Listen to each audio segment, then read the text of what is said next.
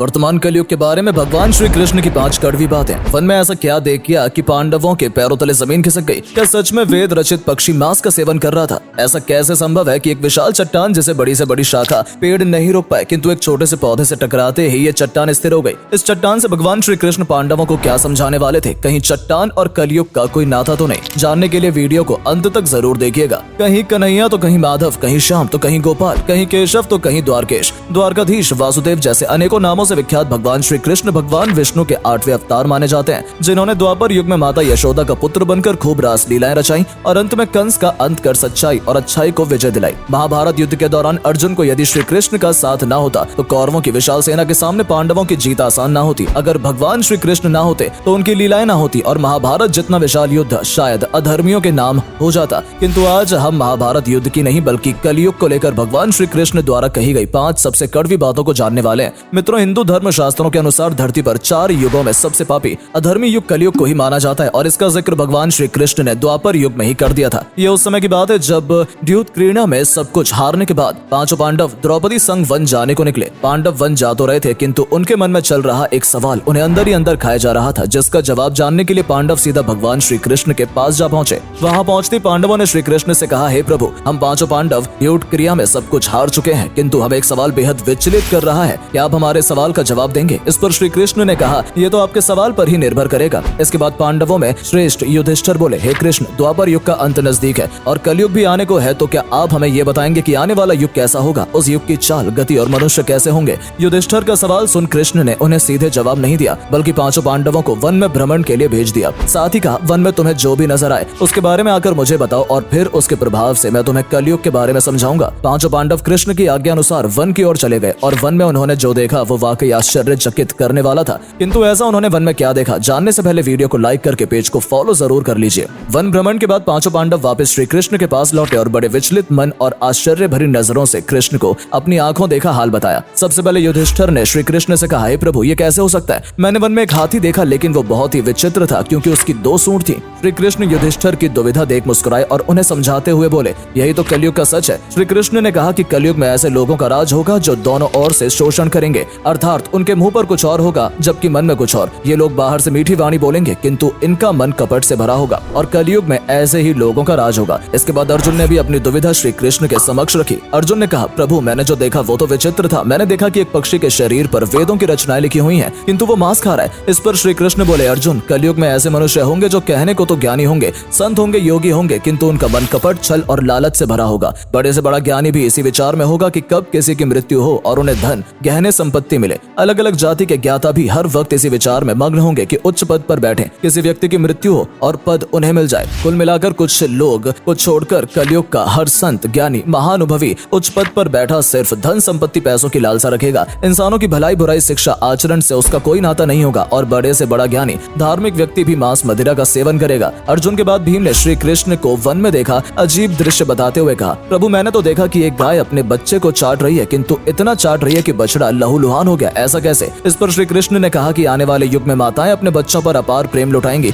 उन्हें इतना प्रेम करेंगे कि बच्चे का विकास ही अवरुद्ध हो जाएगा और वो जीवन में कुछ नहीं कर पाएगा। कलयुग रूपी मानव अन्य बेटे को साधु के रूप में देखकर तो उसके दर्शन करेंगे किंतु जब खुद का बेटा साधु बनेगा तो दुख जताएगा कि अब इसका क्या होगा। अतः कलयुग में माताएं अपने बच्चे से इतना प्रेम करेंगी कि उसे जीवन में कुछ करने का अवसर ही नहीं देंगी और इस तरह व्यक्ति परिवार से ही बंद कर रह जाएगा और अंत में बेचारा अनाथ होकर मरेगा। भीम के संतुष्ट होते व्याकुल मन से सहदेव ने भी अपनी दुविधा श्री कृष्ण को बताते हुए कहा। उन्होंने कहा कि प्रभु, मैंने वन में 5-7 कुएं देखे। इन कुओं में आसपास के सभी कुएं पानी से भरे हुए थे किंतु बीच वाला कुआं पूरी तरह से सूखा था, उसके अंदर पानी की एक बूंद नहीं थी। सहदेव को उत्तर देते हुए श्री कृष्ण ने कहा, सहदेव, कलयुग में मनुष्य बेटी के विवाह में, छोटे मोटे उत्सवों में, त्योहारों में लाखों रुपए पानी की तरह बहा देगा, लेकिन पड़ोस में यदि कोई भूखा प्यासा मर भी रहा होगा तब भी उसकी मदद के लिए 1 रुपया खर्च नहीं करेगा, ना ही देखेगा कि उसका पेट भरा है या नहीं, उसने पानी पिया है या नहीं। चाहे किसी का अपना ही क्यों ना हो किंतु कोई किसी की मदद नहीं करेगा, चाहे अपना सगा ही भूख से तड़प तड़प कर क्यों ना मर जाए। एक तरफ उनका अपना मर रहा होगा, वहीं कलयुग मानव मौज मस्ती कर मदिरा मांस का सेवन करेगा, जश्न मनाएगा, लेकिन किसी के आंसू पहुंचने नहीं जाएगा।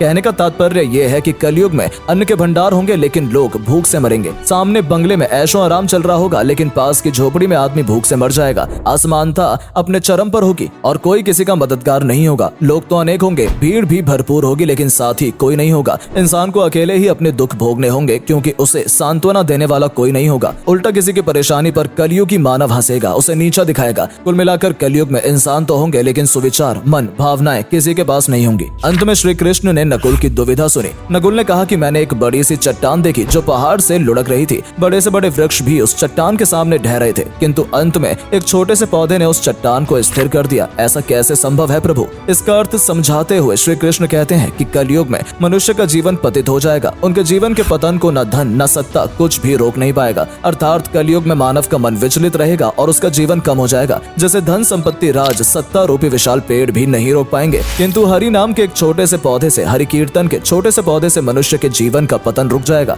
यानी कलयुग में लालच, धन, सत्ता, महल ये कुछ भी मनुष्य के काम नहीं आने वाला, बल्कि काम आएगी तो भक्ति, श्रद्धा, सच्चाई और सद्भाव। मित्रों, हिंदू धर्म शास्त्रों के अनुसार धरती पर 4 युग हुए हैं: सतयुग, त्रेता युग, द्वापर युग और कलयुग। कलयुग यानी कली धन प्लस युग, और कली का अर्थ होता है पाप। वर्तमान समय में हम कलयुग में ही जी रहे हैं, जहाँ श्री कृष्ण के बताए अनुसार लालच, अधर्म, पाप अपनी चरम सीमा तक पहुँच चुका है। आज भाई भाई का दुश्मन है, जन्म देने वाली माँ को बेटा घर से बाहर कर देता है, पिता का आदर नहीं होता और गुरु का सम्मान तो जैसे कलयुगी मनुष्य भूल ही गया है। महिलाओं का सम्मान नहीं है बल्कि उन्हें वस्तु की तरह समझा जाता है। बड़े बड़े संत भी पाखंड का चोला ओढ़कर मासूम लोगों को ठगने का काम कर रहे हैं, उन्हें छल रहे हैं। धोखा, अंधविश्वास, कूटनीति, सत्ता की चाहत में अधर्म की राह पर चलना, ये सब जैसे कलयुग की पहचान बन गए हैं। लेकिन किसी ने क्या खूब कहा है मित्रों की बोया पेड़ बबूल का तो आम कहाँ से मिले। अर्थात जब आपके जीवन की नींव ही अधर्म, पाप और झूठ की बुनियाद पर टिकी हुई है तो अच्छे और मीठे फल की कामना आप कैसे कर सकते हैं? इसीलिए आज से ही बुराइयों का त्याग कर ईश्वर की भक्ति शुरू कीजिए दोस्तों, क्योंकि इस पापी युग में हरि का नाम जपिए ताकि